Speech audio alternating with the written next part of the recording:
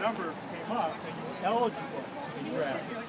But the first number, and there was a fishbowl, which was the exact same fishbowl they used in World War I. This is a slow development where the farmers would go to war and then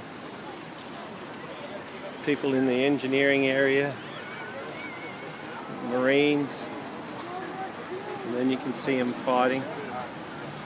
Look, this looks like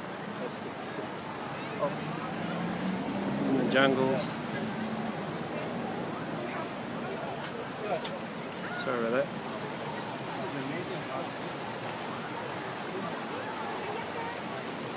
And then finally they come home and celebrate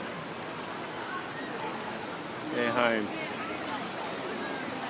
And it says here they fought together. Sorry.